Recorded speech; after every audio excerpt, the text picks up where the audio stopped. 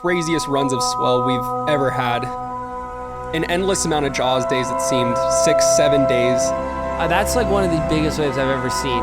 Broke his back because he fell 30 feet to just hard water. Got sucked over their falls, had a 2-wave hold down, blacked out.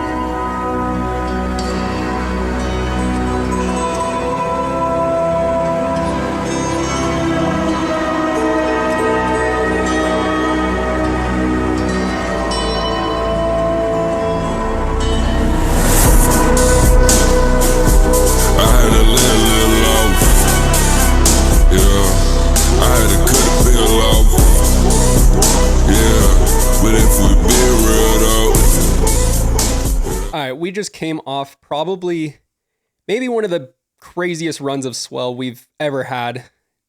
An endless amount of Jaws days, it seemed. 6-7 days. And then Eddie went off. Mavericks was the biggest it's ever been. Give us your overall impression of what you thought about this last swell run. Up to this point, I don't think I've ever seen big waves with this great of conditions go for 5 to 6 days.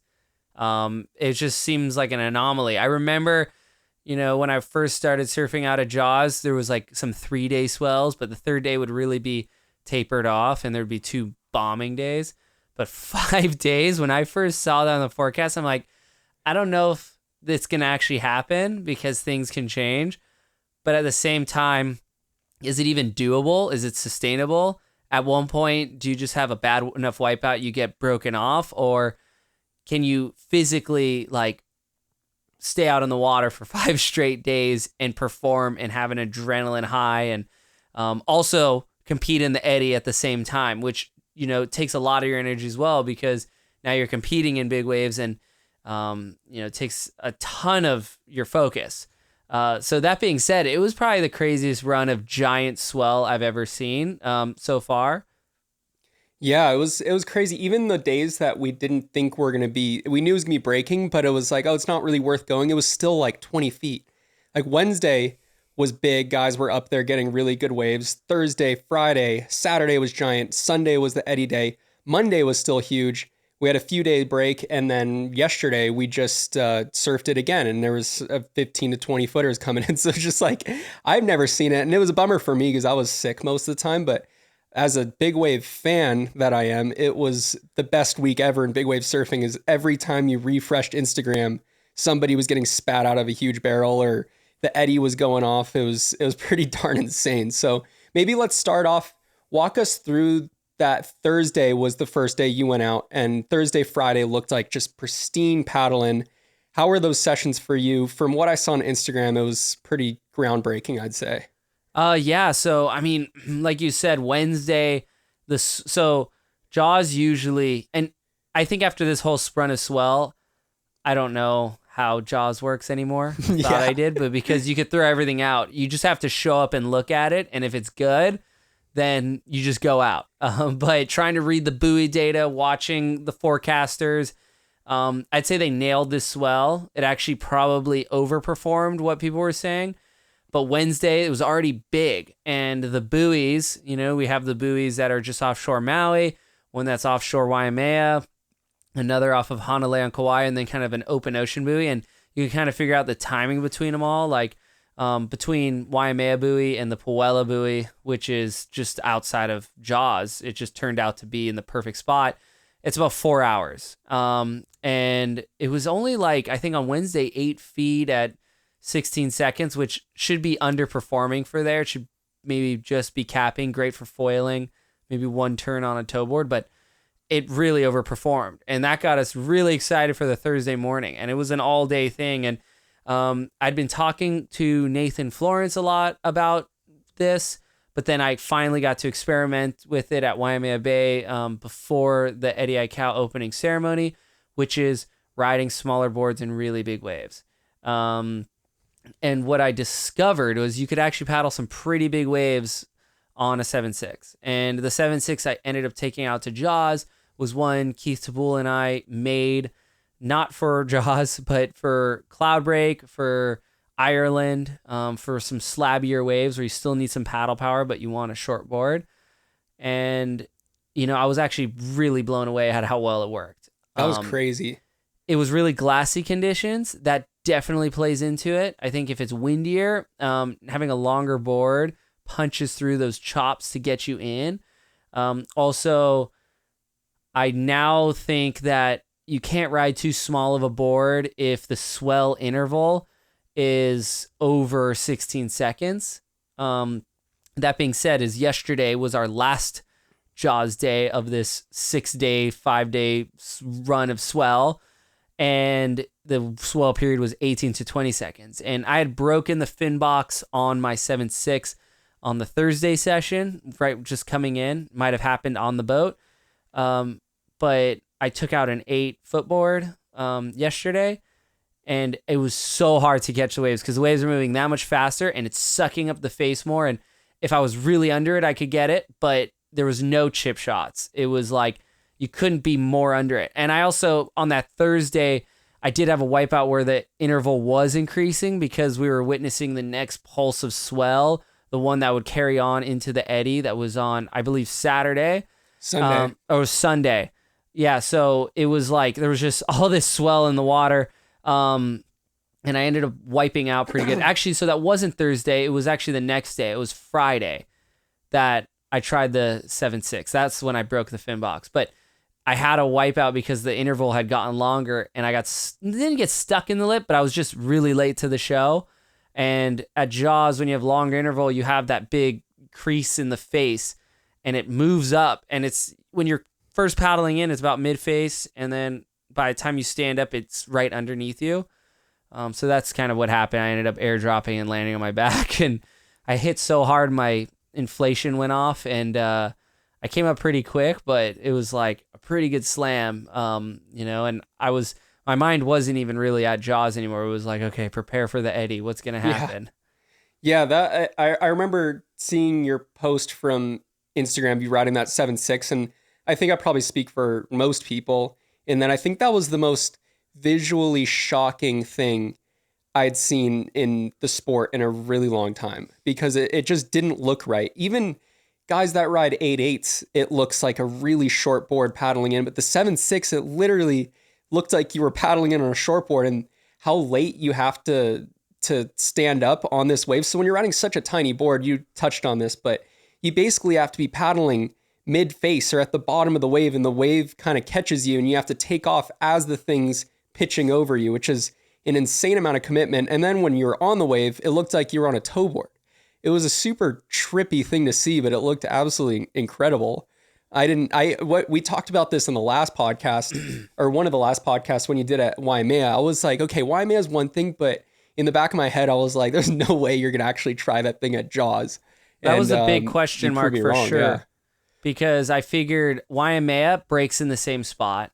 Mavericks, unless it's gigantic, really does break in the same spot. Like when it's pure paddling out at Mavericks, it's breaking in the same spot. And so I think those waves, there's definitely a really big potential to like surf massive waves on a really short board.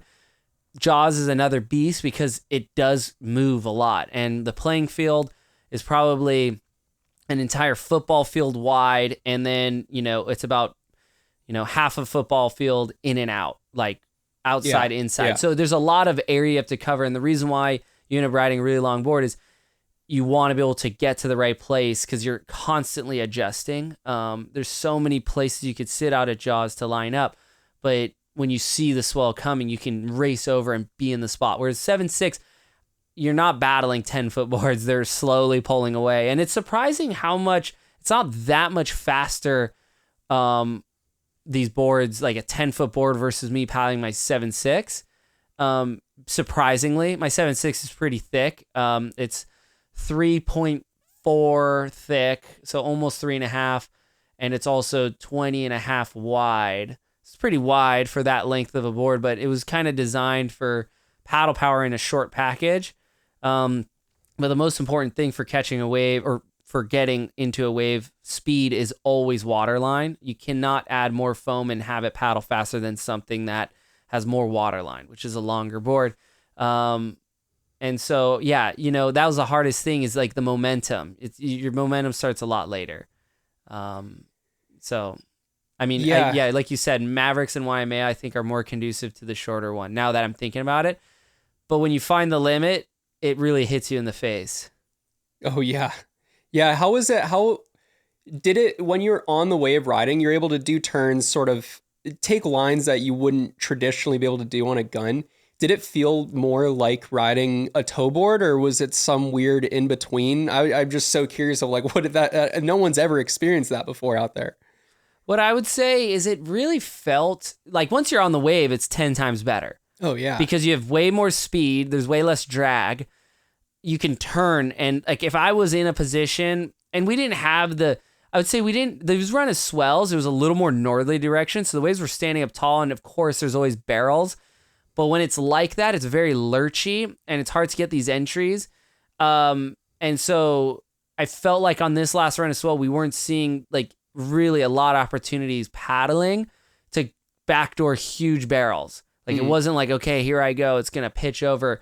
There was a lot of like, even though it was glassy, there was some texture in the direction. It just kind of, if you got barreled, it was probably on the West Bowl. It wasn't like from North Peak backdooring the Middle Peak into the West Bowl. But I felt like if I was in a position to chip shot one from way far out on the right day, you could actually pump and like get into the position you want. Or if you're like, I'm too deep, and there's so many waves where you're 5 feet too deep. And it's because the long board takes a while to get off the bottom, and then you have to pull up high. And once you get hit by that shockwave, there's no controlling a 10-foot board.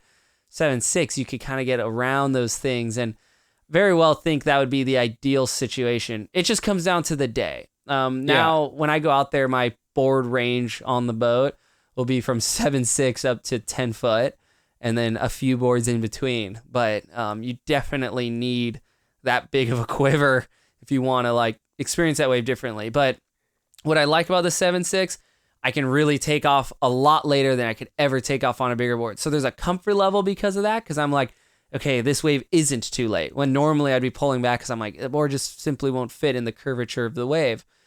That being said, the scary part is really committing to a big one because you're like, am I going to get stuck in the lip here? There's a bit of an unknown. I learned a lot. I'm going to shape myself a couple things different on the 7.6.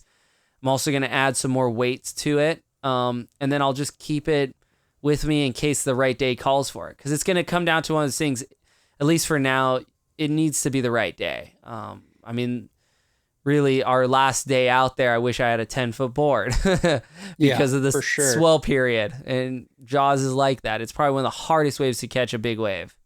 Yeah, it just seems like the overall trend of what people are riding out there. I mean, just thinking back to the early days, I feel like there's a lot of 10.6s, 10.0s, and then over the years it got down to like 9.4 was a really popular board to ride. And now this whole next generation of guys, like yesterday, the pack sort of where I was sitting on the West Bowl, pretty much everyone's riding sort of 8.8s that is really sort of hunting the barrels, like Tori, Albie, Kai Paula, those guys. And you wonder if in another 10 years, when the development you're doing and maybe people see it's possible, will people be riding 8.0s, 7.6s in say another 10 years? Do you think that'll ever happen? Or do you think we've kind of found the limit where maybe 8.8 is like sort of a good size?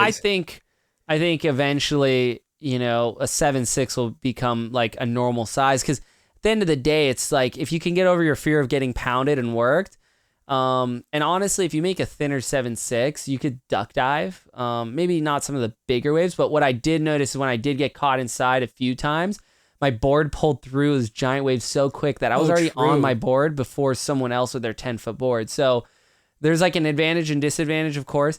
I think it'll come down to the right day. You just gotta 100%. I think on the right day, you could be catching 25 footers out at the peak on a 7.6.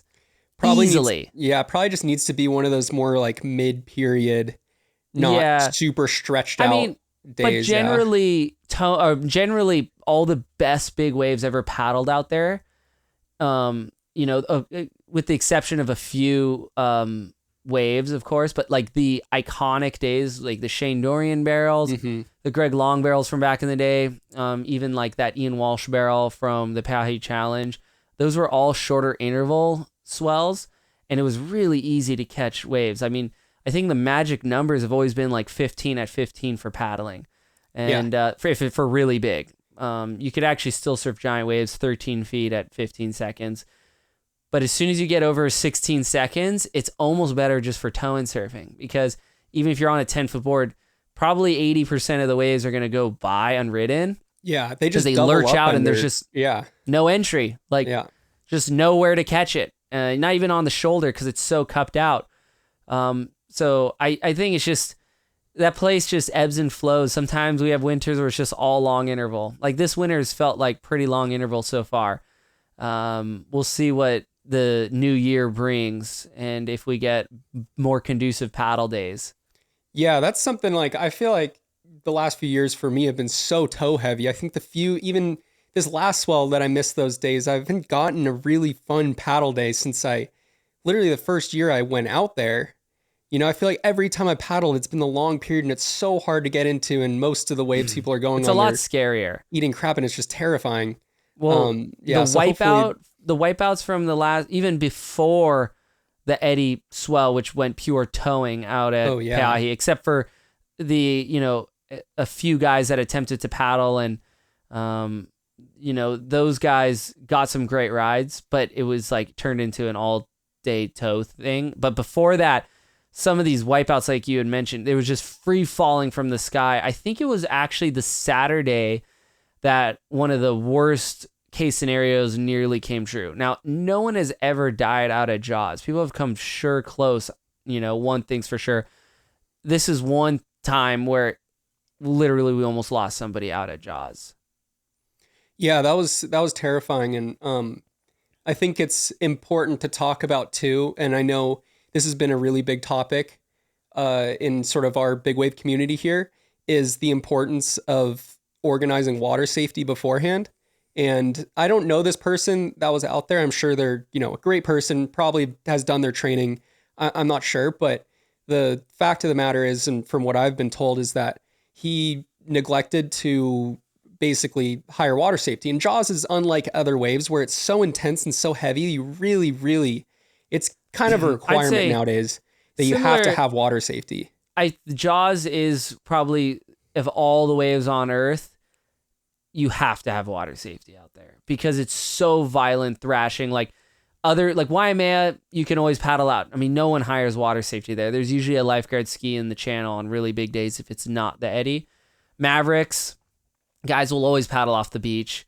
It's still gnarly, of course. I think there you want to have your own water safety too. Yeah. But at Jaws, I think the wave is just, it's Chopu, but 50, 60 feet tall. Like in terms of the feeling of falling underwater, Chopu is obviously shallow and you're more likely to hit the bottom there. But in terms of the actual shake and violence, you could break your back very easily out there, blow your knees out. I mean, two-wave hold. If you didn't have an inflation vest, you're probably always having a two-wave hold down. Yeah. If people would die a lot more often paddling if no one was wearing inflation, because the big board drags you.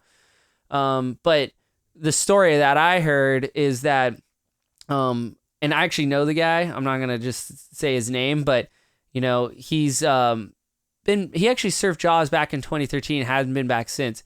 And then it was like kind of new where everyone was paddling and there was just people were happy to be saving each other. But it's kind of evolved where if you don't have your own water safety, it's very, very frowned upon because you're putting other people's, lives at risk that are doing water safety for others. You're also taking away those water safety guys from the people paying them. If you're drowning in the water and they have to go deal with you, then their guy is just out the back and something totally bad could happen to them. You just don't know. And Jaws is the most notorious paddle in big wave to get caught inside. It's probably the most likely to get caught inside of all big waves that I've ever paddled. Nazare with probably the exception a little bit, but it's, a little bit different. But I guess he paddled out. I'm not even sure if he had an inflation vest on. He might have just had a foam suit. Yeah, I heard he didn't have inflation. 25 to 30 foot Hawaiian, so 50 to 60 foot faces on the sets. And, the shot I saw, and you're probably going to pull this up because it's absolutely insane.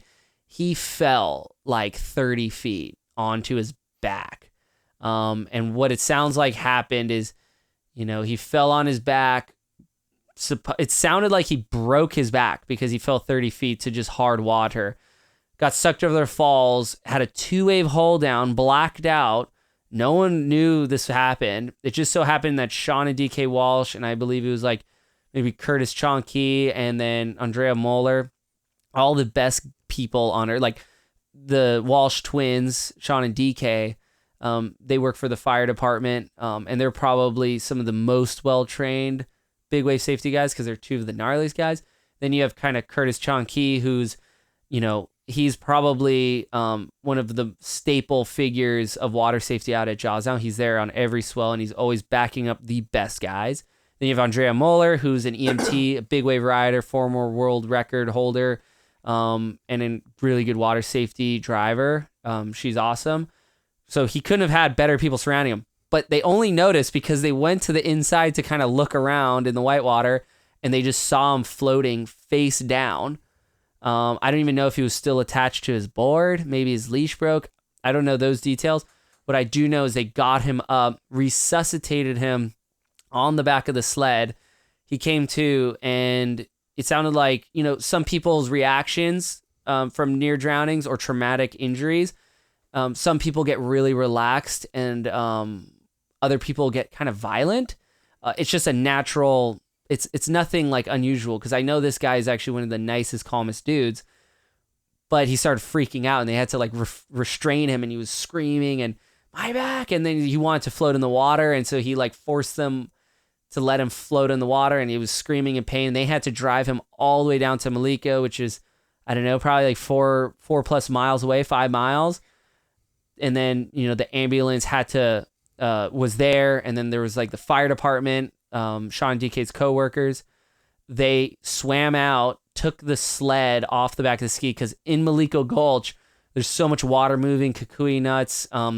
You can't pull up to like where the launch ramp is. You like to get somebody off safely with the ski. It's really challenging. And they didn't want to take him off if he had a broken back, so they left him on something very stable like a rescue sled, which is, pretty big. It's like, I don't know, 6.5 feet long by like 3.5, 4 feet wide, maybe 4 feet wide. Yeah. So it's like, and it's a hard platform, so they could just carry him in. So that took them away from Jaws, and maybe they were backing up other people.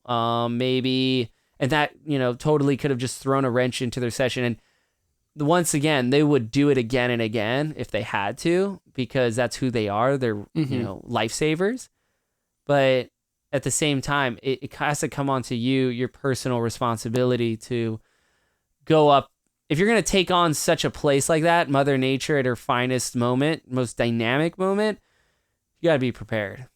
Yeah, I totally agree. And like you said, these guys would never, even if it's someone they don't know or maybe don't even like this person, if they see that they're in trouble, they are not going to hesitate for a second to come and save you, But it's hard like when it's you're putting them in an unfair position, and it's really not very respectful. I think, and maybe some people just don't know because Jaws is really unique. So hopefully us talking about it will raise more awareness. But when you go out without water safety and say you get hurt, you're putting, say, Curtis's life at risk, because he has to go in and do this really gnarly rescue of you in front of rocks. He could lose his ski, he could get hurt. And he's supposed to be watching other people. He's not going to hesitate to save you, but you just put him in a really difficult position that he didn't deserve to be in. You're not, you didn't come and talk to him. You're not paying him to be doing that for you, but he's doing it out of the kindness of his heart, and he'll do it over and over. But it's just not a respectful way to do it. And I think in the future, this is a good wake up call for everybody. And if you see someone paddle off the rocks, I think, some of the guys out there might tell you, or ask you if you have water safety, and if the answer is no, then they're going to turn you right around, and you're going to go back to the beach, because it's just not fair to everybody if that's how you're operating, I think there is a point now where you kind of miss the old school Hawaii surf spot kind of approach, because while I've never probably been at the top of any pecking order here in Hawaii, but I've, you earn your respect to the point where you can get waves, and you're at least closer to the top. When it sucks, but it's almost a necessary thing when there's like some heavy localism, because it kind of keeps everyone in line, and everyone's a lot sharper. And they're not passive, and they're not taking, situations for granted. And in this sort of case, I know Albie Lairs, commented quite a bit about it on social media recently, about guys towing in while people are paddling. And I totally agree with him. If people are paddling, you kind of got to respect it. I think there's a time and place to be towing. There's always going to be a window to go towing. That being said, what's going on is the guys that are towing are incapable of actually paddling in. And I think a rite of passage to be able to tow these big waves, to tow Jaws, you should have to be able to paddle it before you can tow it. Yeah, I agree. And I just think it's gnarly because, and there's the thing is there's days where, no one's paddling and it's a bit more of a free for all. But the guys that know what paddling is like can sit out the back. Okay, here comes a set. All the paddling guys are out of the way. Similar to what they do at Chopu or ship sterns or a lot of these slab waves.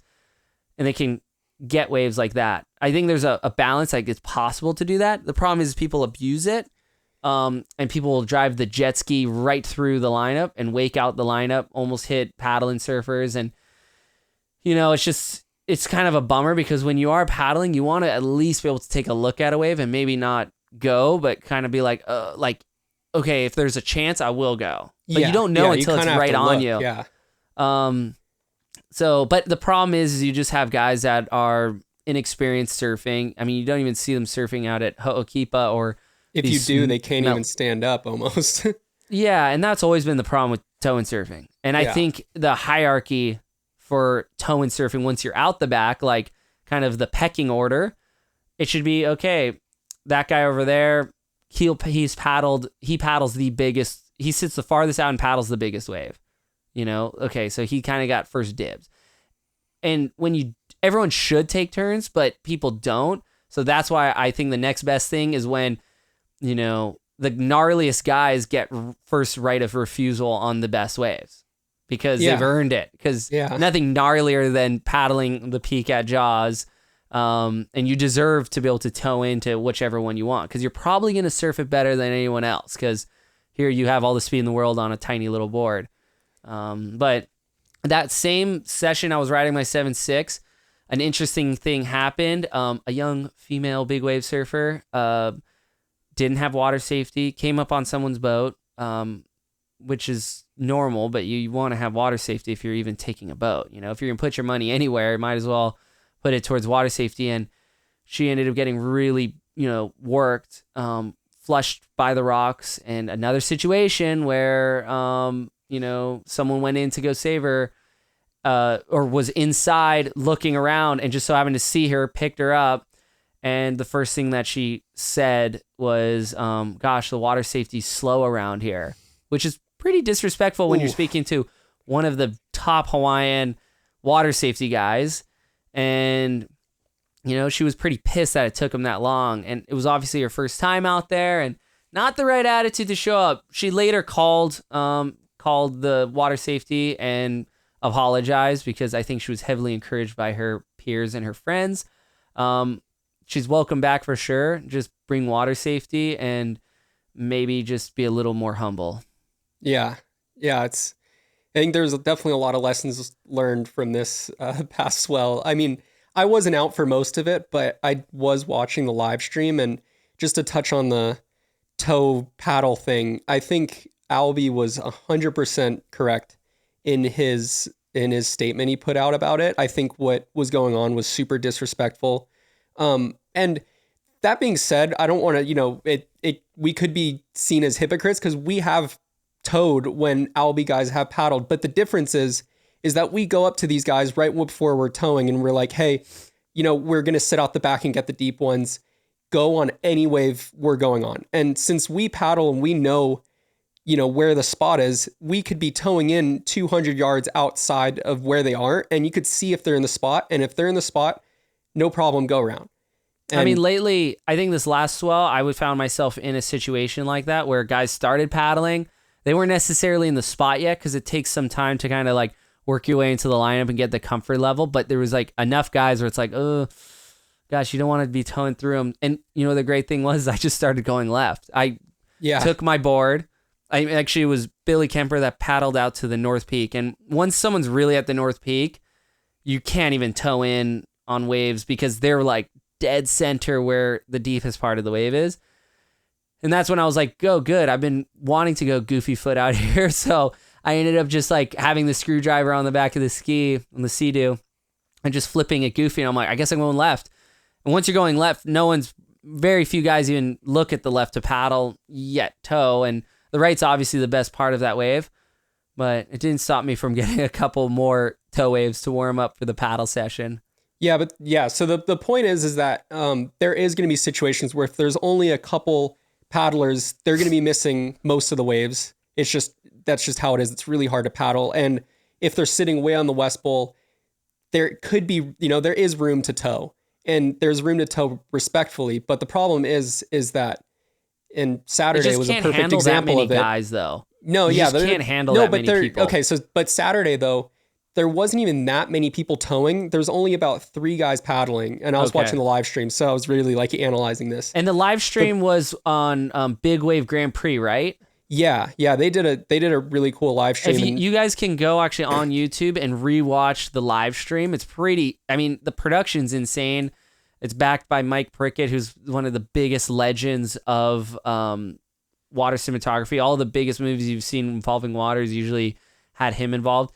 Anyway, Big Wave Grand Prix. I even rewatched the live stream because I was obviously not able to watch it live.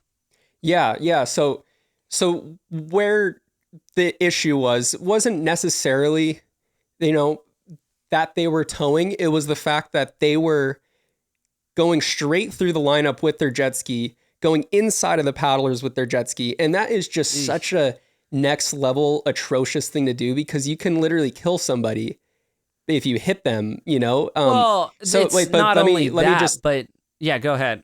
Yeah, so that's what they were doing. So basically, if they were smart about towing and respectful, first off, they would have made sure it was okay with them, and maybe, Albie guys and the crew out there would say, no, you'll get your time later, and they should have respected that.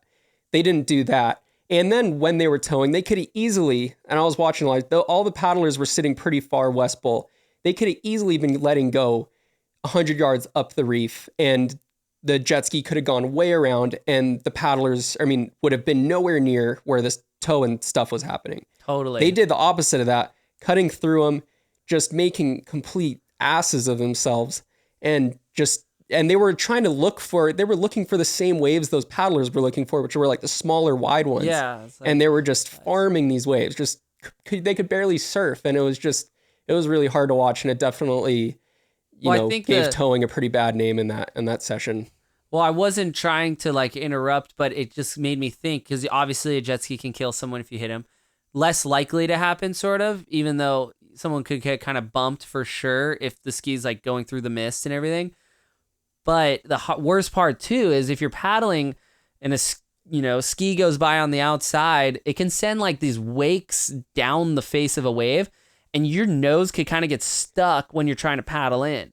And so the wake itself, and if you're gonna I'm not saying if you're gonna, but in a situation where someone is towing in and there's paddlers, is kind of grayer. Okay, it's a west swell, everyone's sitting wide. There's endless amount of waves going off at the peak. Obviously, let go as early as you can, as far out as you can.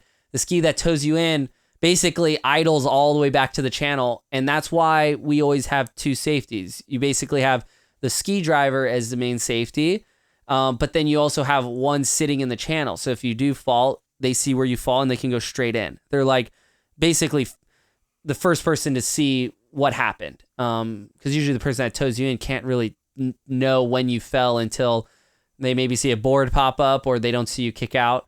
And so that way there's no wake going through. So, there are these days where, guys are trying to push the limits of paddling, but they're not even close to the most giant waves out the back.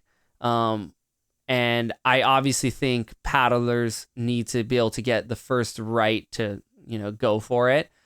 But sometimes, I've had certain swells where I'm like, gosh, I would just want to tow because I can catch waves that aren't even being ridden, way outside. But I think on those particular days, the right to tow has to have been very well earned. Like, okay, it's already a top paddler, and it's just one of those sessions where it's almost impossible to paddle, but it's still everyone's trying. But for the sake of not letting all these insane waves go unridden, there could be a few of the top dogs that can go out and tow, and anyone could end up going towing, but you got to basically earn your spot at that point. And that's by proving to everyone that you can paddle the biggest and best waves. And I think there's a respect level. But yeah, no matter what, anywhere in any lineup, paddlers always get first right if they're paddling in, like they get the first shot. I 100% agree. Yeah, for sure. I agree with all that. Actually, it's funny because, and I'm not going to say names, but it was on the Eddie Swell out at Jaws where the safety for another surfer was so dangerous, didn't know what they were doing. This is just what I've heard. I can't even confirm exactly who it was, but I heard that somebody was so dangerous, almost taking out other water safety guys that, some of the Hawaiian bradas out the back had to like slap the guy around and basically kick him out because he was putting the guy in the water, his own guy, in danger because he was flying around in the white water. And then he was also almost hitting the other guys that were, the top dog water safety guys. So it's just, we're trying to control an uncontrollable force, and there's always going to be these conflicting moments. But,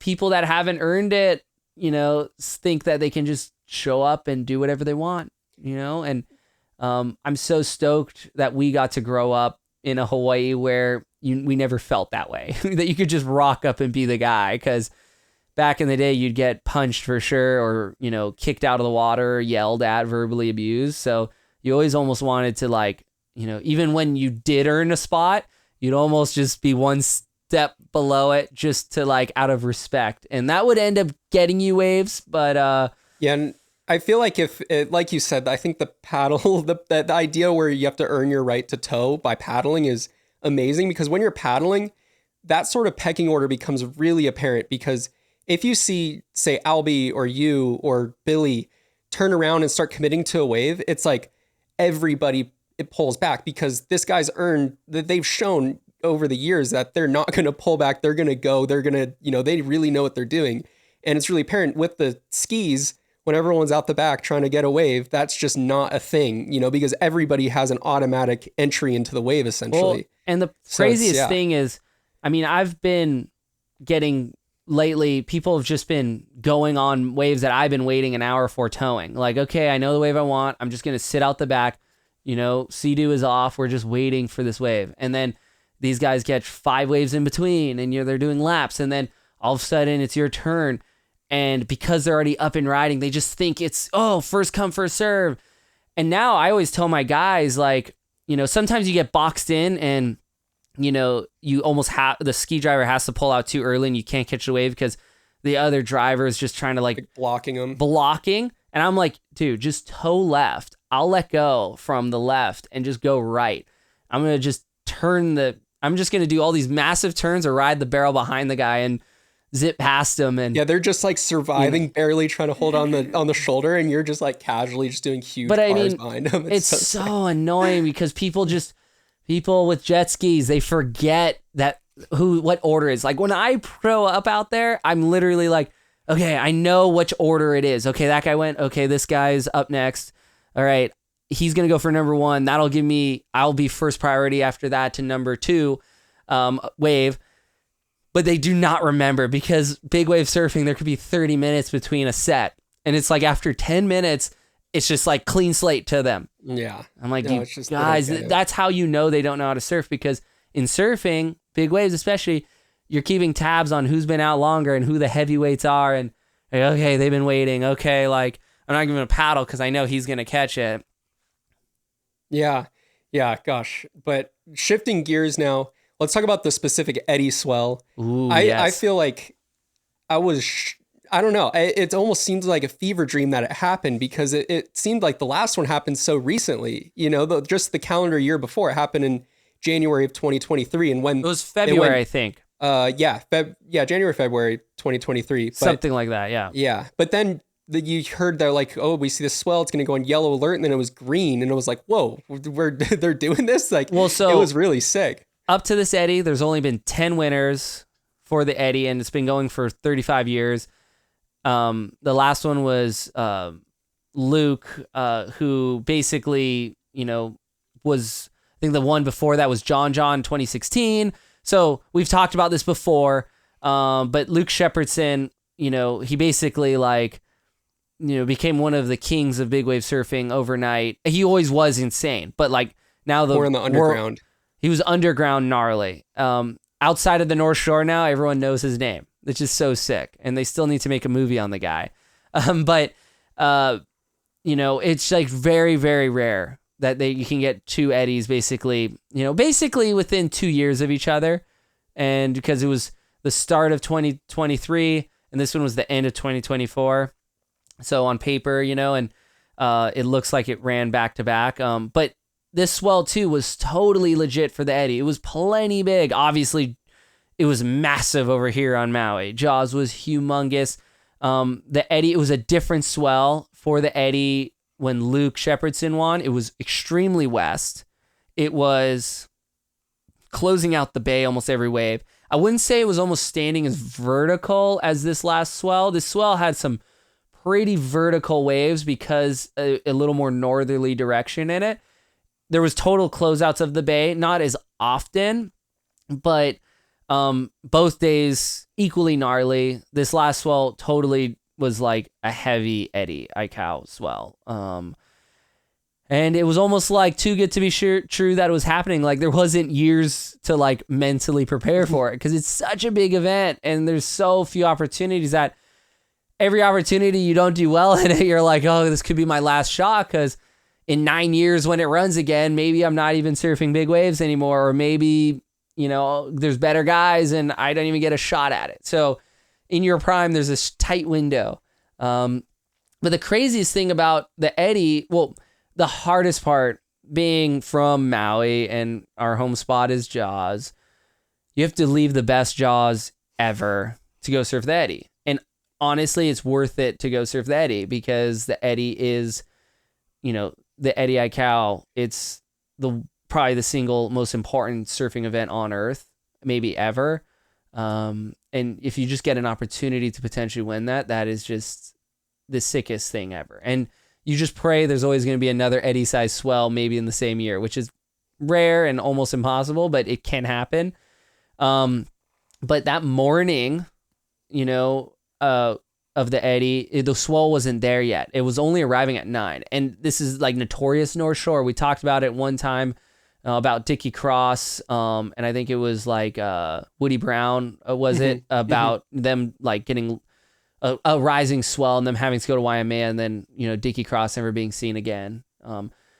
That story was so in line with this swell because it was literally 12 to 15 foot and everyone on the beach was like, are they going to even run the eddy? It's not even big. And then literally on the dot at 9, it just went ballistic, 25, 30 foot Hawaiian, just huge, which is 50 foot, 60 foot tall walls of water.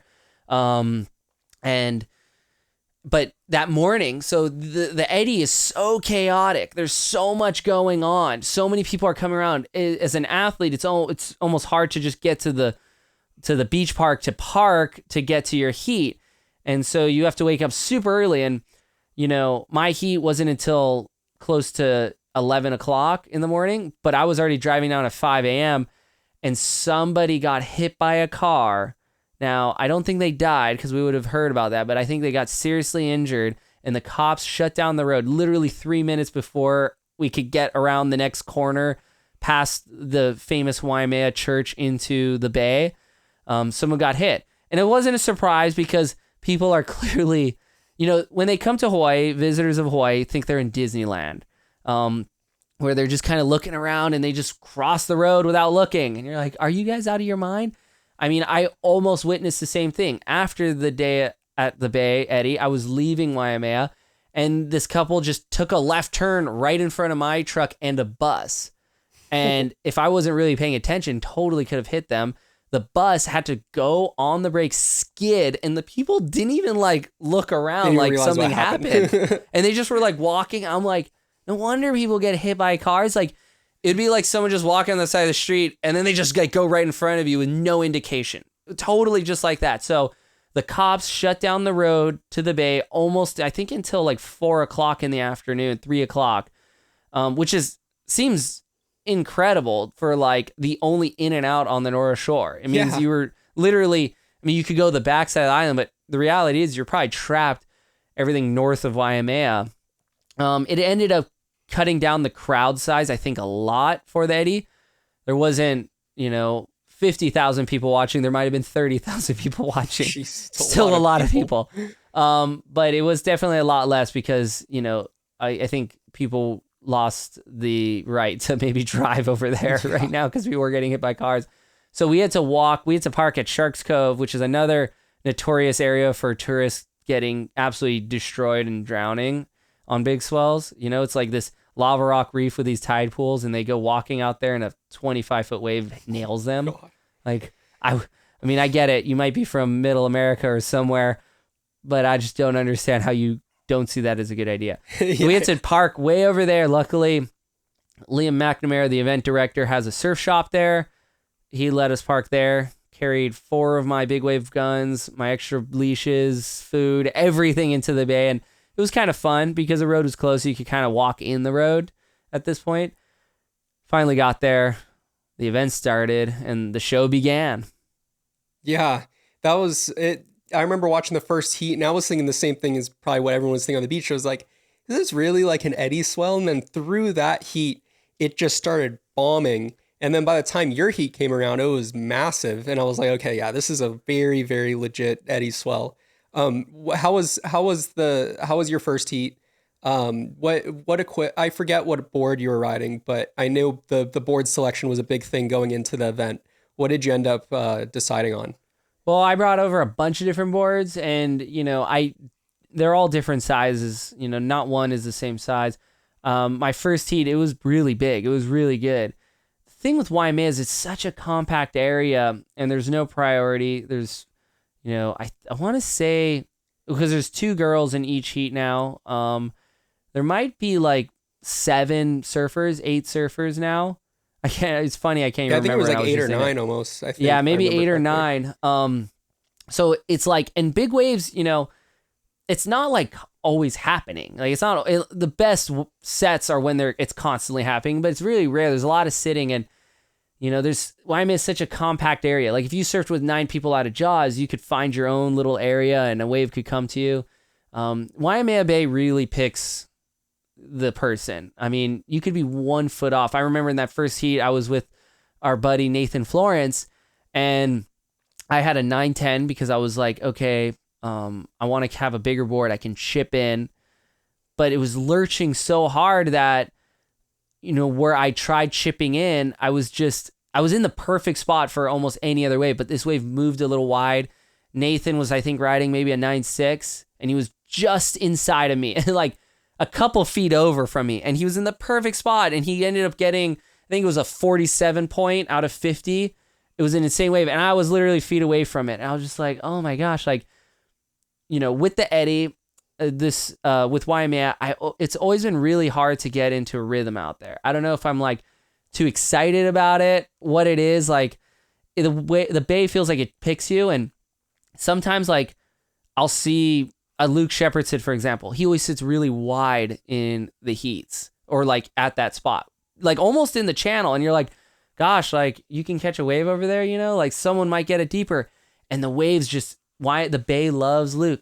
It'll just come straight to him and lurch up, and he'll still be deep, and it'll just hit a different part of the reef, and then like, I tried every technique. After that, I sat wide, and then Landon, the inevitable winner, Landon McNamara of the event, he got a great one right where I was sitting right before.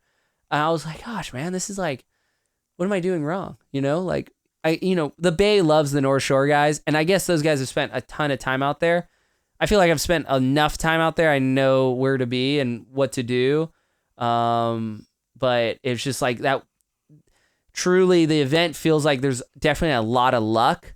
You could be the best big wave surfer in the world, but if you're not in the right place at the right time, catching a wave, you're not anyone really. It all matters on the wave you catch. So I got a couple good ones, nothing crazy special. It was like a bit of a disappointment because you want it, so bad, but unless it lines up for you, because sometimes it'll come straight to you and it's 2 strokes in. And then other times you're like, you could paddle as hard as you can and think you're in it, and then it just like lurches underneath you. And it's really easy to read from land. You're like, oh, why didn't they go? Why didn't you do this? It's like, gosh, you're out there, and I'm like, inches as good as a mile. If I was like 2 inches farther forward or like farther down the wave, I would have been in it. Or if I was 2 inches farther out, I could have like spun and gone. And so it was funny though, because like a quick side story is that wave that Nathan did go on was a psycho bomb. He rode it, and then there was like another set behind it. And on this eddy, the first wave of the set was the best wave. Everything else, there would break, but there would be so much water on the reef from the first wave. It would be whitewater foamy, and you're not going to win the eddy with a wave that's just not top to bottom. So I elected not to go on those because I was like, okay, I'm just going to wait for the next set and be the first one to go on the first wave. But because there was so much water in the bay and those waves were still very big, it ended up closing the bay, and Nathan got picked up by the ski, and they had to beach him. And he was like, oh, shoots, this is really bad for my heat because I'm on the back of the sled and I just got beached up, and I have to run to the other end and I have to jump back out, get on another ski and go out. And then on his second go out, another big set came and he had to turn around and go in and beach it again. And he was freaking out. He's like, I'm losing the eddy. He got the best wave of the first round, or, that next to like Luke Shepherdson got a psycho big one. But it was between those two guys. And he came out and he was totally freaked out. He's like, oh my God, how much time did I lose? Like he was just so stressed out. I'm like, dude, you've been gone for only 6 minutes and it's a 45-minute heat. I was like, dude, you're good. Like, it's so funny because I couldn't believe that he did all of that in 6 minutes. Rode a giant wave, got on the back of the sled, saved, got beached up on the ski, went back out, giant set came in, and then he turned around, had to beach again, run to the other. He ran down the beach twice, still made it out in 6 minutes. And then Ian Walsh, I talked to him about the same thing. He's like, oh yeah, it took me 6 minutes. The same thing happened to me. He went on a wave, broke his board, his Magic 910, had to go in, get another board, get on the back of the ski, come back out, took off, and it was the one where Mark Healy dove forward, blew his eardrum, ended his eddy, and he's a favorite for that event to win, especially of a goofy footer. And Ian ended up doing a full tail drop, air drop, inverted, fell. That was only 6 minutes. That whole thing happened. And I think crazy. The bay is such a concentrated area that things can move really quick. Out at Jaws, if that whole scenario sort of happened, you'd be gone for 25 minutes probably. If not longer, yeah. Yeah, like you'd have been gone for forever. Yeah. And everyone's used to competing in that scenario where if you have one, not blunder, but just a mishap, you would end up like losing the comp or the heat because, you can't risk losing all that time. And these guys only 6 minutes.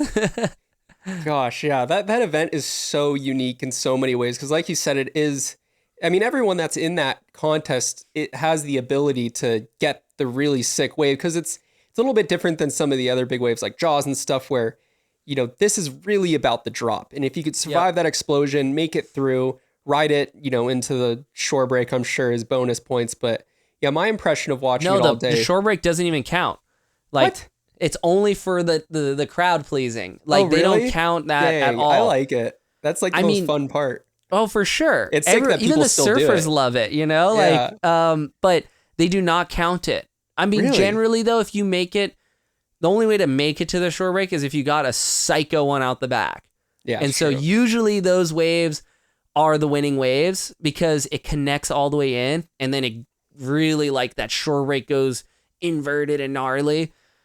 I'd say, like, the gnarliest thing about this whole event was, some of the wipeouts, of course, but one of the core lords, former winners, Ross Clark Jones, was surfing the eddy. He's probably 60 now.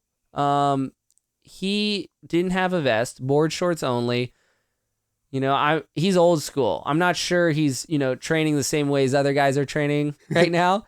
But he's a hammer. Still arguably one of the best big wave surfers on earth in terms of performance, fearlessness, and ability to catch anything.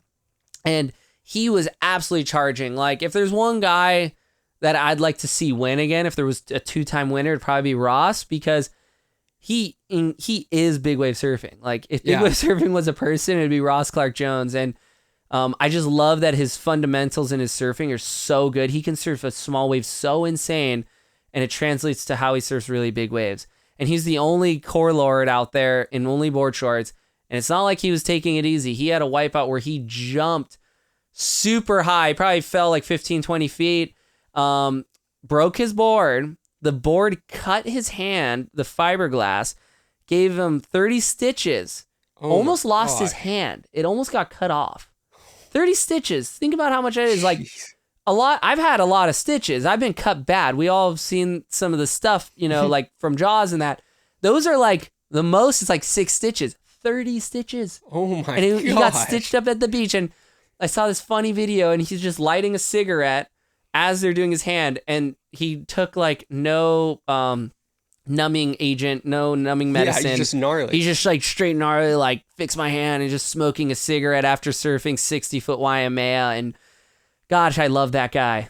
I want to surf with him more. There's so many. We got to get him on the pod at one point. Well, we can get him on the podcast. Craziest stories ever. I'm going to text him right after this and be like, next Jaws swell, can you just come and just, even if it's for a toe swell, I want to see that guy just rip on some of my boards out there. Like, see what he could do on some of the boards that I have. The shore break, fan favorite. I'd say one of my favorites I saw, definitely Mason Ho hit the biggest backwash. It wasn't like normally you go into shore break and you try to get barreled. He just went straight and nailed this backwash and got sent like 20 feet in the air. It was very on brand with Mason Ho. Nathan Florence had a really good one. His was the closest one that I've seen that looked just like Bruce Irons. It was almost identical. Like the way they stood and like claimed, like looking at the beach was so similar. It was so cool. And you know what's really interesting is, I mean, Nathan is like, he's one of the best big wave surfers on earth, top surfer in the world. He won the Pipe Masters just like a few days before, really. It might have been only a week before. He literally, it might have been a few days before I think the it was Eddie. Just a few days, yeah. I was thinking he was going to win both. Like, I was thinking that too. Yeah. After the first round, I was like, this guy's going to win the Pipe Masters and the Eddie in the same week. And Bruce Irons famously requalified for the CT. I think he made quarters in Pipe Masters once, then he won the Eddie. And he did the same thing. And it was like all these signs were happening. And it was like, oh my gosh, like, it's gonna. He's the chosen one. He's the chosen one. And that's the rad thing about. It sucks when you're not the chosen one, in Mother Nature. But gosh, it must feel really good when you are the chosen one, when it all lines up and you can't do wrong, and you're like, I'm in the spot. And the only thing you have to do is just commit. Which there's not one guy in that contest that wouldn't commit during the Eddie. Because they're all capable. Every single person is capable of winning. I saw Ben Wilkinson go right into the shore break, which I had never seen. He didn't get in the barrel, but he like straightened out.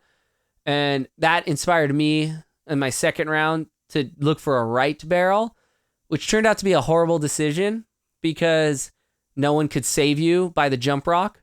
Oh, yeah. And I ended up just getting pounded over there for like 5 waves, 6 waves before it finally pushed me in. I tried pulling my leash because I felt like it was like dragging me back out in the current, which in hindsight, I'm glad I didn't, because my board would have probably gone on the rocks. And then I think that board ended up eventually dragging me in. But it just sucks when you're attached to like a giant board and there's like, 20-foot barreling shore break on your head and you can't really dive through them. Because I was like, okay, at least I could get swept out to sea and the ski can maybe pick me up out the back. But I couldn't. I was just like stuck. And I went to pull my leash and the the strap around the pin broke. I could have taken the no. Velcro off, but I was like, oh, that's great. Like, this was a brand new leash. You just never know, right? And things don't go your way. But I remember in that second heat, it was my last wave, and I had caught in it with Ian Walsh. And you only get 4 waves to ride per heat. So it gets pretty stressful. You could get like 3 rides in the first half of the heat, and then you're like, oh, like I got to save it for a good one. But sometimes it's a bit of luck, and you can like get in your own head. But I got a good one with Ian. I ended up falling in the whitewater. He took it to the shore break and got barreled going left. I caught the next whitewater because I just wanted to come in. It wasn't going to count for anything because it was on the inside. But I caught a little one in, and then I was like, shoots, I'm just going to be honest, I was kind of really bummed because I knew I wasn't going to win the Eddy, and I felt like nothing sort of went my way. So I was like, okay, I just got to, beat myself up a little bit, like I don't want to die because I got kids at home, but it'd be nice to just like, suffer a little bit. It's like I want to suffer right now because I'm so sad that this is my second shot at the Eddy and I like fumbled the bag or it just didn't go my way. And as soon as I was pulling into the barrel and I saw the cliff there and the jump rock, I'm like, oh, I'm gonna get so smoked. And reminded me of when I was competing down at Puerto Escondido on the Big Wave World Tour back in the day. It's just like you get hit by the sand and you're just like getting flogged around. I was like, oh gosh, this is like, I deserve it at least. I deserve this. But changing subjects from the shore break. Shout out to the girls this year in the Eddy. They stepped it up to another level compared to even the previous year. I thought they did a great job for the first time in the Eddy when Luke won 2023. But this year they really put on a great display of surfing and they actually did really well. A lot of them were actually like pretty high up the leaderboard with Annie Reichert, our friend from here on Maui. She ended up being the top girl of all the girls. And now it's equal everything. So, there's no prizes for the women for the Eddy. It's just like, maybe one day a woman will win the Eddy, and I do not doubt it for a second. That being said, still, I think, kudos, and Annie for sure, I think earned her, invite back to the Eddy next year because she was the top woman surfer. And can't look past, I saw Bianca Valenti from Mavericks catch a bomb. Yeah, she was charging. Backdoor to peak. That was pretty heavy. Paige Holmes is always a favorite out there.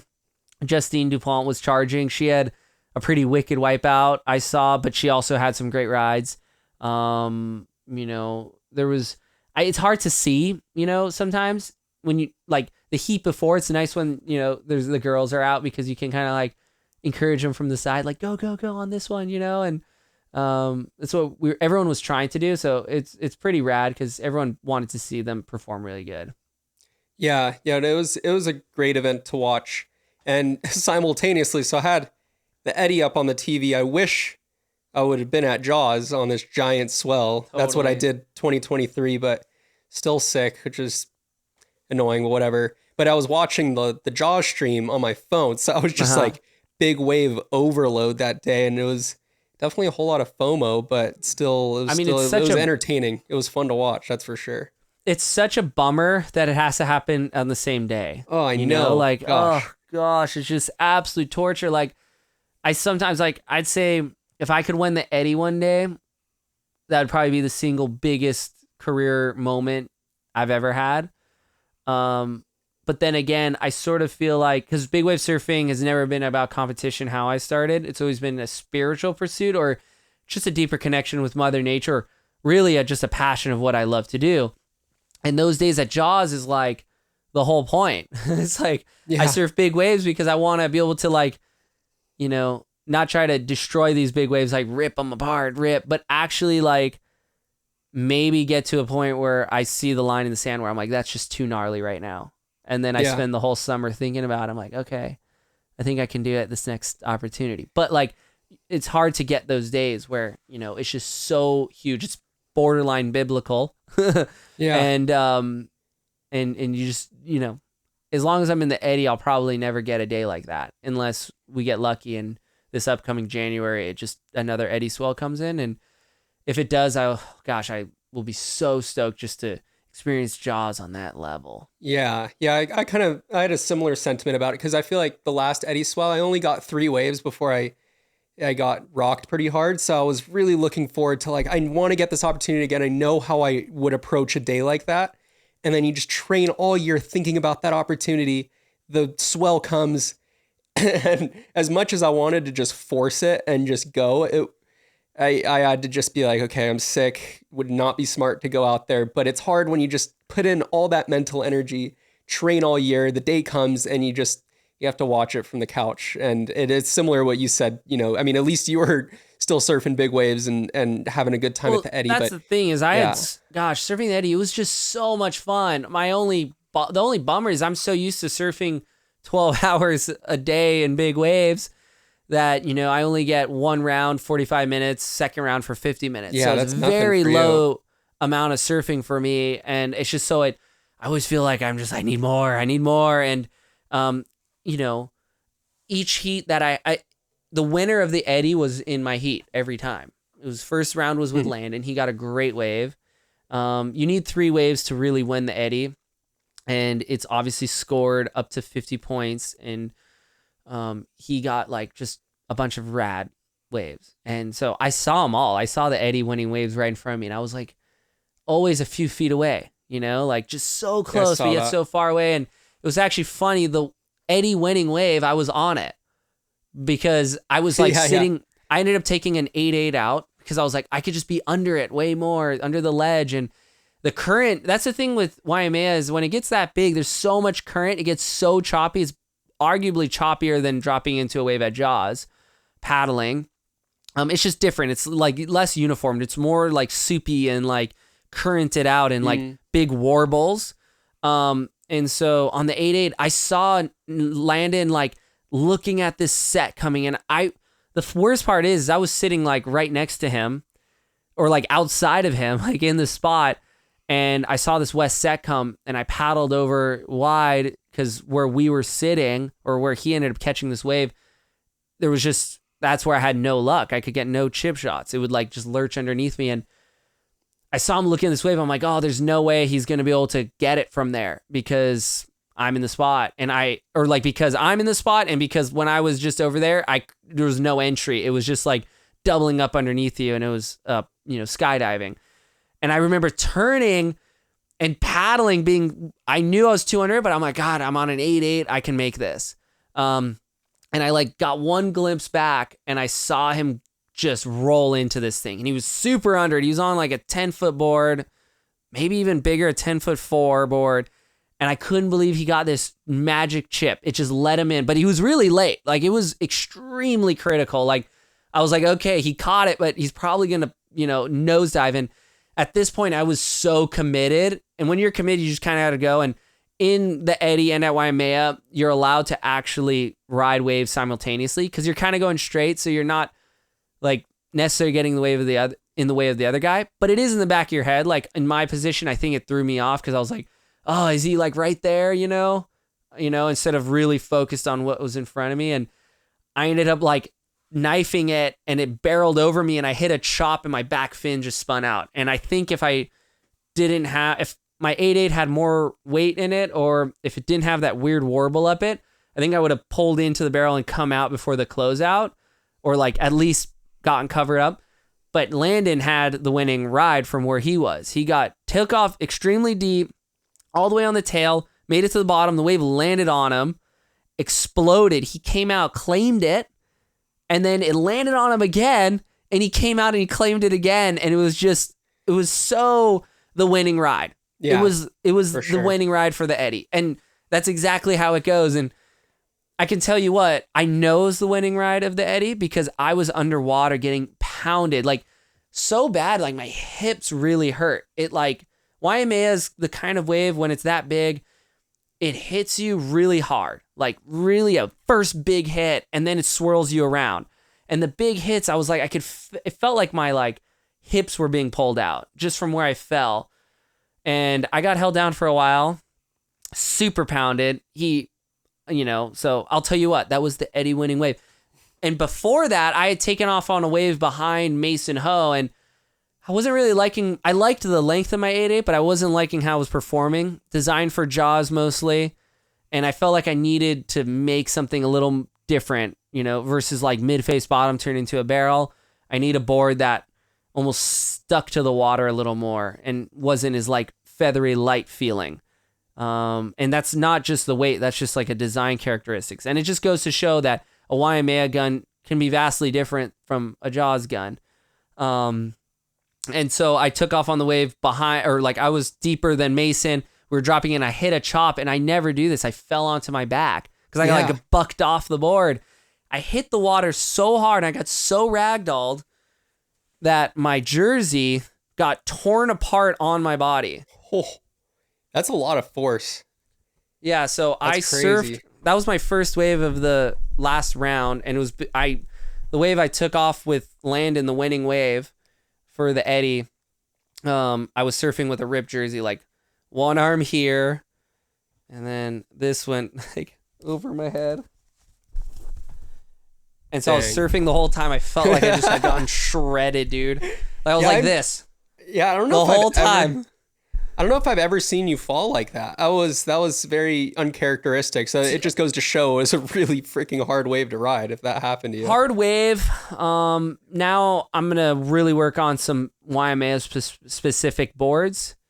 I think they can be vastly different than Jaws boards. I think they can work for both, but I think a lot of the boards that they were riding in the Eddie might not be as good as my boards out of Jaws, and my bread and butter is Jaws. So yeah, another lesson learned. But I ended up, everyone thought I had gotten in the shore break because you got mangled by the rocks. I came up and I just decided I was so upset with my performance and just how the things went that I needed to just torture myself. So I ended up just getting destroyed and almost, pounded along the cliff. And the lifeguards were rad because they were on the beach with the, with the quad, and they were asking like, hey, do you want to ride back up? And I was like, no, I need to walk of shame right now. And so I just walked from the end of Waimea all the way back to the other side, just tried to keep my chin up, head up high, but I was just taking in the pain of just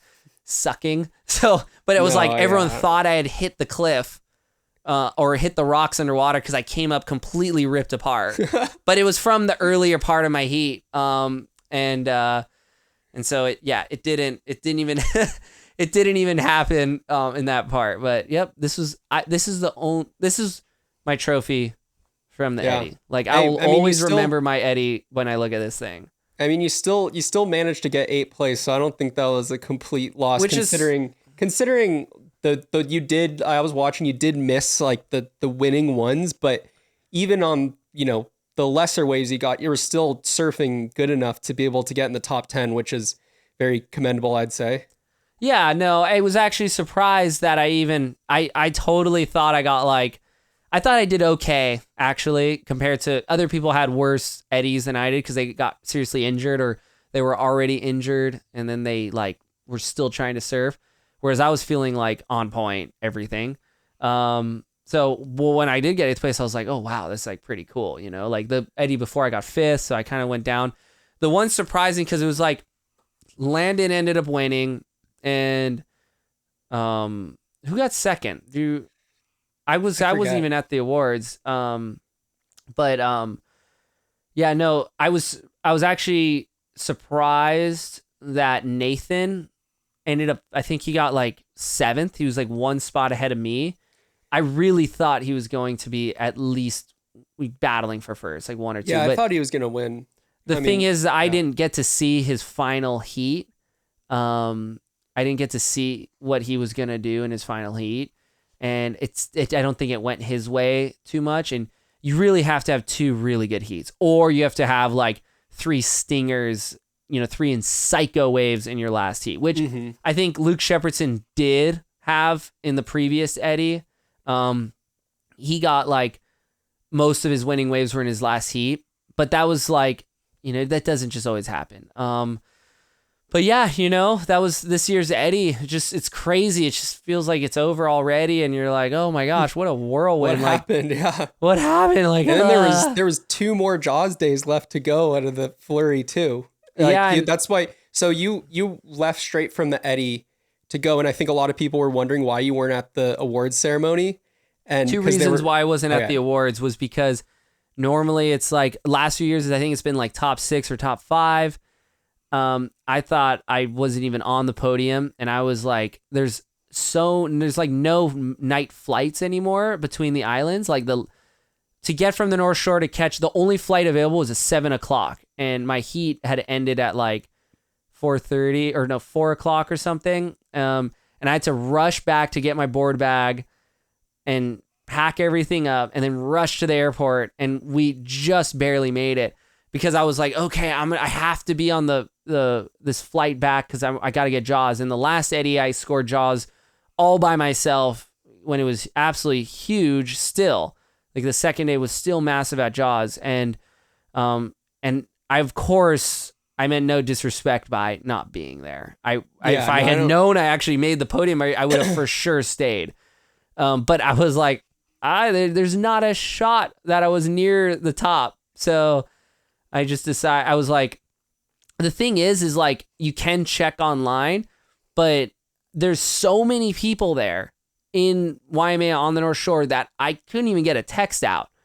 And crazy. I could always go and I guess ask, which was my own mistake. But again, to be super, like, in my most humble opinion, I just didn't think I made the podium. I'm like, there's just no way.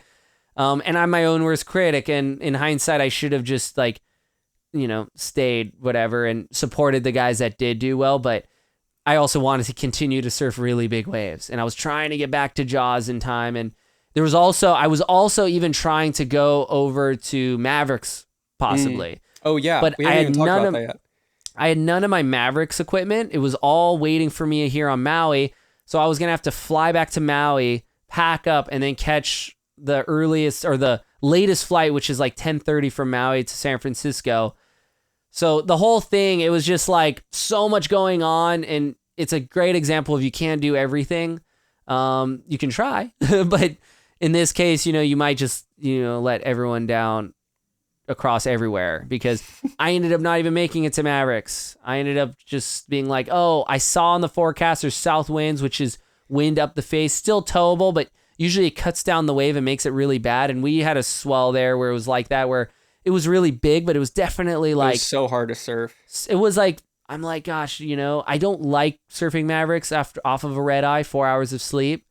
Because it's not safe. It's really like easy. You could drown for sure. Yeah. And our friend Lucas Chumbo ended up paying a bit of the price because he ended up flying straight from Oahu to Mavericks and scoring insane big waves, but he ended up getting seriously injured in the end. And it's no reason for sleep, but it's just like Mavericks is no joke is the point I'm making.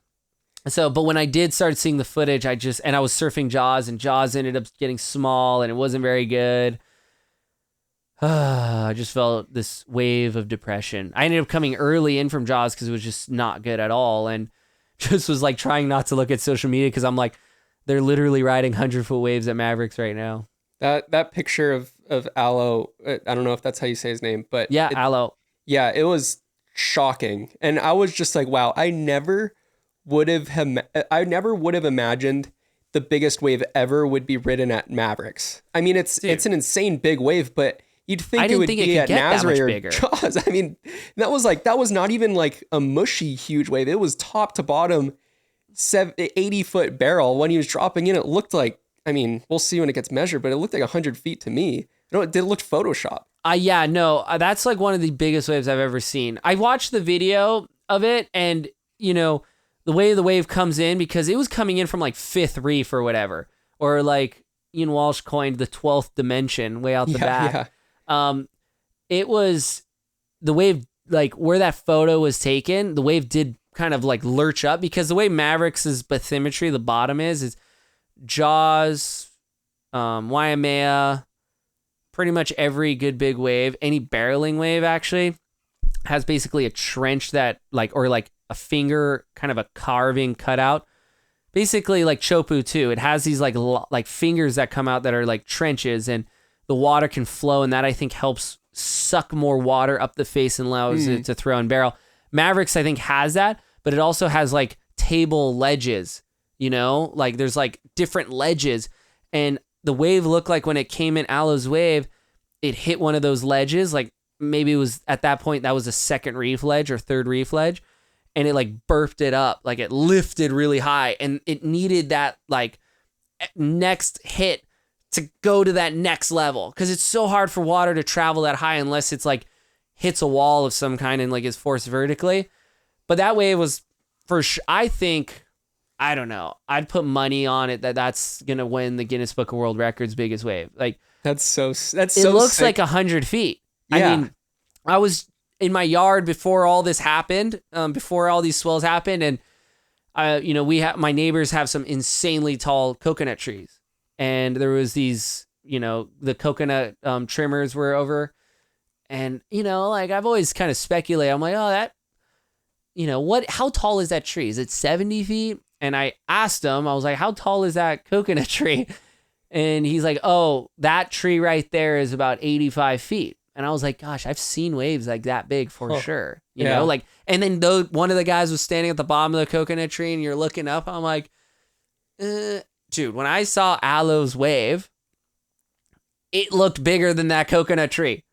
I swear that thing's probably in that brief moment was like probably 100 feet tall. Think about it, a 10-story building. He was like this big.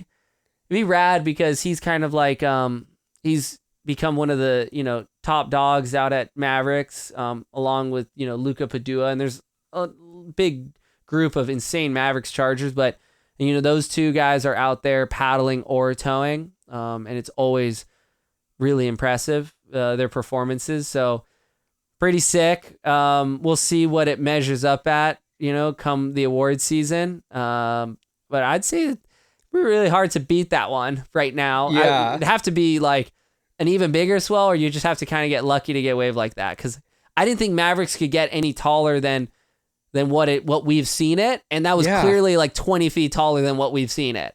100%. It would just be the coolest the thing ever if the first 100-foot wave ridden was in California. That just doesn't seem right. You'd think it would be out in the middle of the ocean or at Nazaré or these exotic places, but it's like San Francisco. That'd be so sick. Well, like Nazaré, everyone's been chasing the 100-foot wave, and they've made a TV series based around a 100-foot wave. And everyone's been chasing it. Nazaré hasn't had any big waves. Like it's been decent size, like 30 and 40 foot faces probably, but like not like that. So it's really the year of the Pacific. And gosh, that was just like so radical to see. And it made me wonder what Cortez Bank was doing on this swell. It might have been too windy, but Cortez Bank had to have been like bigger than 100 feet then, like on this swell. But gosh, I guess we'll never know. I think the thing is if the winds were worse down south at that Cortez Bank, chop could totally cut down the size of a big wave. But if it was offshore out there, it would have been... I don't think the winds were as good there as they were at Mavericks. I think the fog helped hold back a lot of that swell. But anyway, Chumbo, everyone was charging. Peter Mell surfed the eddy, and he's probably the longest eddy invitee next to maybe Ross Clark Jones, I'd imagine, that's consistently surfing it. And he's, mid 50s now, maybe late 50s. Dude, he pulled into like a 70-foot barrel at Mavericks and just like packed the barrel. And I'm just like, wow. Like, and Peter Mell has gotten the single best wave ever at Mavericks paddling it. Mm-hmm. Chip shot over the ledge into the most perfect barrel, 1 in a billion wave out there. So, I look at, of all the big wave surfers in the world, Peter Mell's probably the best example of like longevity and while still being at the top performance. He can win he's won ride of the year in his 50s. And he just pulled into a 60 to 70 foot barrel out at Mavericks on a towboard. I'm just like, all right, I guess like that's the level. I have plenty of time to keep charging big waves. There's no excuses, I ain't retiring before, 60, I guess. That helped. Like seeing that too helped with the FOMO sort of. I was tweaking so hard that whole swell, and I'm just thinking about, okay, I'm only 27 years old. there is a plenty of years left for these days to come. And it's not worth going out and forcing it and potentially having a career-ending injury because you're sick or to say took a red-eye flight and you're not feeling good. So, you have to have the perspective where we're in it for the long haul, I think, because we could be 50 getting the wave of our life, which is kind of cool to think about. I mean, there's so much more to, I think, dive into the swells. Last thing on Mavericks. Well, actually, a couple things still. Our friend Matt, who toe foiled that crazy wave out at Jaws last year. Was it last year or year before? Yeah, last year. He ended up foiling some monsters out at Mavericks, and that's always just foiling big waves is so psycho. It's so gnarly. Like I did a couple smaller waves this end of this swell because I was like pretty amped to like, okay, I want to try to catch some real monsters on it, and I'm like, okay, like it's gonna take a while to like get the comfort level up to the point where you can go ride a foil in front of a 60-foot wave. But he was killing it. It almost looked like the foil was like not even fast enough for the wave. It looked like it kind of hit. I don't want to say a terminal velocity, but it hit a point where it was like he couldn't go any quicker, and he still made it, which is exciting. And he's wearing a helmet now that I'm foiling big waves more. I'm wearing a helmet because he almost got his head chopped off, like we described in one of our last episodes, a few other episodes back. So that's pretty gnarly. And then Lucas Chumbo got a crazy backside barrel, made it. And then he went for another one, and his back foot got stuck in the strap. And I don't know if he broke his foot, tore ligaments, or just got a super severe sprain. But all I know is he ended up having to take a wheelchair back to Brazil on an airplane because his foot was swollen like a watermelon. So hoping for a speedy recovery for him because we're midwinter, and I know he probably doesn't want to miss a single big day. And hopefully it's just minor, but it's gnarly, it happens to the best of us. But I think wipeout of the swell, and there's been a lot of horrible wipeouts. Oh, yeah. Might be that one. Ty Simpson-Kane, local kid from here on Maui, Kuau. He went to pull into a tube on the big day, the Eddie day, and he ended up catching his nose and doing like 4 front flips in the barrel of like a giant wave. And that was so he kept gnarly. surfing after that, but that was pretty sick, like just full tomahawk. It looked like one of those, those skiing wipeouts you see where they lose their skis and they just keep flipping down the mountain. He did end over end in the barrel at Jaws. Crazy. And then he just kept surfing. Apparently he surfed for like 3 hours after that. I think I might have been done after that one. I guess it can't be much worse than that, That's true. So That's true, yeah. So he's like, I might as well just keep going, and a day like that, you have to push beyond your limits because you may never see that again. I mean, there's a lot of days that I thought I'd see that I have never seen again. You know, in terms of like how 2016, that run of swells that year, still haven't seen anything like those, like in terms of the quality for paddling surfing, the approach of the waves, like we still haven't seen that, or that level of glassiness. It was glassy, these swells, but it wasn't glassy as that swell. It wasn't butter. I actually did see a video of someone losing their ski out of Jaws, and they almost got it off the rocks, and it was in the worst place. It wasn't by the keyhole where I've lost, some jet skis. Was it that Sunday swell? It was a Sunday swell, and it was over like we're under the main cliff, like to the farthest left. And somebody had I saw another video of someone getting swept in the current, and they were right in front of the rocks on the inside. Like you would die if it went wrong. Like, what I'm talking about? Like inside the right channel. Yeah. I'll send you the video. You could throw it up here. Was that the one where like the ski like went, it like almost like went over the rocks and then straight into the river? Yeah. Well, this was before that. It was on the rocks. It had drifted up to like the ironwood tree line. The guy got back on it. Our friend, someone that lives over here, probably leave him anonymous for now.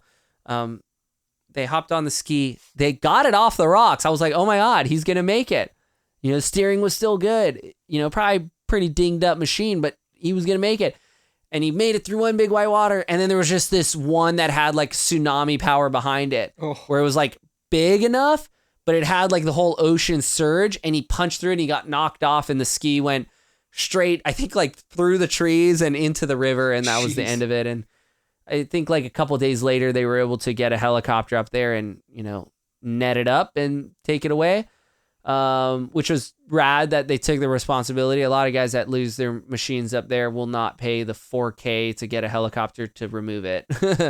They'll just leave it or hope the big waves will just take it off the rocks and bury it in the ocean.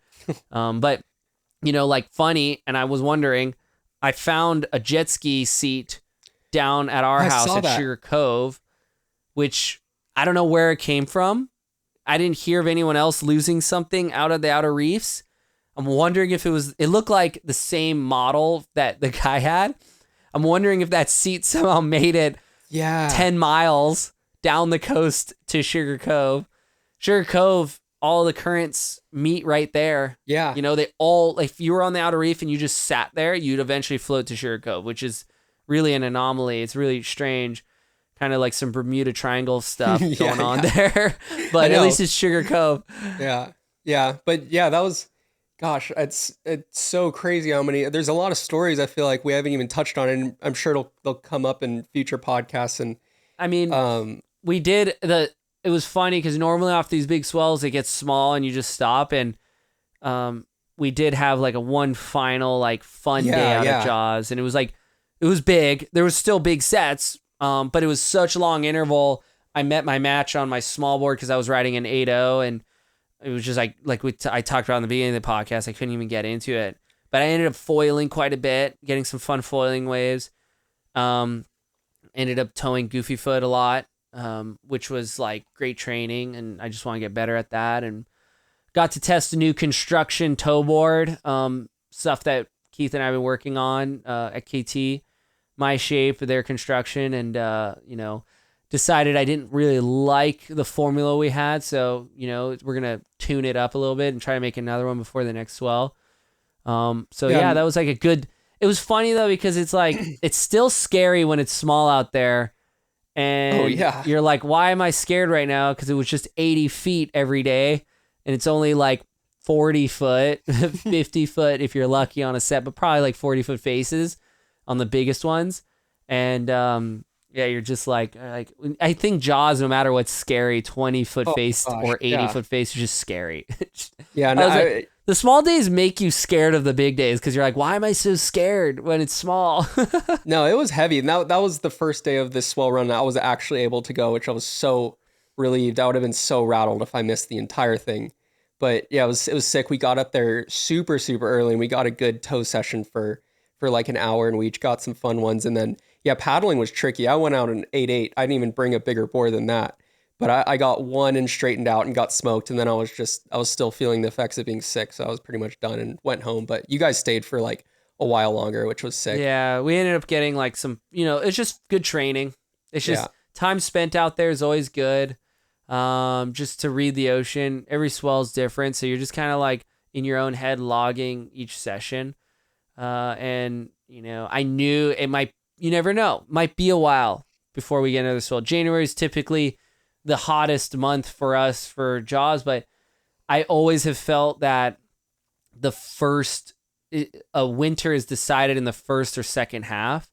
If you get a ton of big waves in the first half, it's really, really rare that the second half, like the new year on, you get the same amount of big waves. Yeah. I feel like one side or the other. Like if it's not big all the way through December, you're going to have a mega January. If it's big, November, December, you're probably going to have like, a more mellow January. Cause I don't know if the ocean can keep spitting out that much water. It has to stay in a very, like the reason why there was so many swells back to back is just because the climate conditions just had it perfect. So these storms could just one after the other form. And once that sort of cycle's broken, it's kind of hard for it to get back into it. It has to regain itself, right? Yeah. The start of January is looking good though. There's a couple big swells coming. So, I mean, hopefully. Sweet. So, I mean, maybe it's just a legendary winter, you never know. We're praying because, it's like there's always a lot left to do after these swells. You're always like, gosh, I still have a lot left, and that's just like every swell. So. Yeah. 100%. Well, I think that was a pretty solid recap. I think we got a lot more big wave surfing to do, and it's fun doing these podcasts where we could talk about stuff that literally just happened. Like yesterday, for example, we were out surfing Jaws, so Yeah. hopefully we could keep those going. So yeah, any final words before we wrap up? No, thanks for tuning in. And yeah, if you guys have any questions, you can always leave it in the comments, and we can try to answer them in the next time. There's still so much to just talk about. Yeah. And hopefully we have more swells to kind of share experiences, and maybe we can get over to California to Mavericks, or even possibly the Nazare Challenge could run. We'll see. But overall, it was a good run of swell through Christmas. It was the exact Christmas present that I wanted. So I'm pretty grateful. Yeah, sounds good. Well, we'll see you next time. See ya.